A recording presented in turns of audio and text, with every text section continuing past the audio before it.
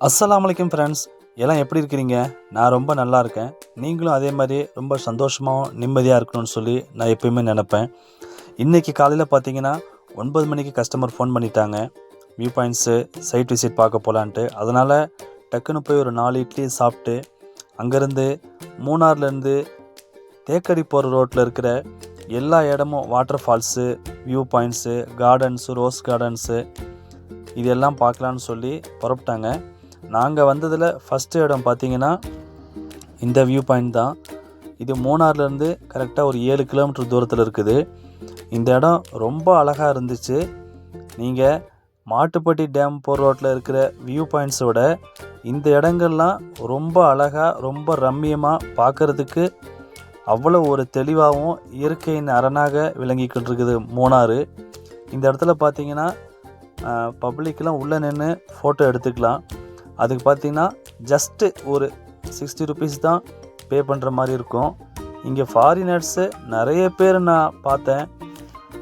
ஷாப்பிங்கில், இங்கே வியூ பாயிண்ட்ஸில், அப்புறம் இந்த வாட்டர் ஃபால்ஸில் இந்த மாதிரி இருக்கிறாங்க. ஆனால் இதை விட அழகான ஊர் வாழப்பாடி இருக்குது.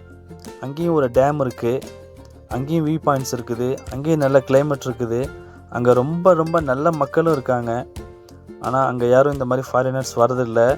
நம்ம அவங்களுக்கு நம்ம ஊர் சேலம் ஏற்காட்டில் இருக்கிற அந்த மாதிரி இயற்கையினோட அழகை பற்றி சொன்னோம் அப்படின்னா கண்டிப்பாக அவங்களும் ஏற்காடுக்கு வருவாங்க. ஏற்காட்ஸில் எவ்வளவோ நிறைய இடங்கள் இருக்குது.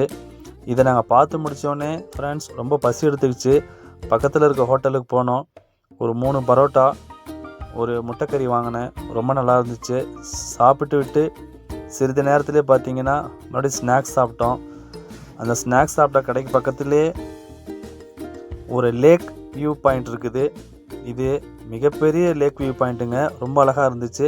குழந்தைங்க விளையாடுறதுக்கு உண்டான இடமும் இருக்குது. ஊஞ்சல் தூரியெல்லாம் இங்கே குழந்தைங்க விளையாடலாம். தண்ணீரில் கூட விளையாடலாம். ரொம்ப தூரம் வேணால் போக முடியாது, ரொம்ப ஆழமான இடம். அதனால் குழந்தைங்க பத்திரமா தான் விளையாடணும். இங்கே பக்கத்தில் பார்த்திங்கன்னா கடைங்க எதுவும் இல்லை. நம்ம சாப்பாடு வாங்குற மாதிரி தான் சாப்பிட்டு வரணும். இந்த சாப்பாடு எடுத்துகிட்டு வந்துடணும். அந்த நேரத்தில் தொழுகையோட நேரம் வந்துருச்சுங்க. எங்கே இருந்தாலும் தொழுது தாங்க ஆகணும். கஷ்டமான சூழ்நிலை இருந்தாலும் சரி, டிரைவிங்கில் இருந்தாலும் சரி, தொழுகலை அப்படின்னா நம்ம முஸ்லீம்கிற ஒரு அந்தஸ்து கிடையாதுங்க.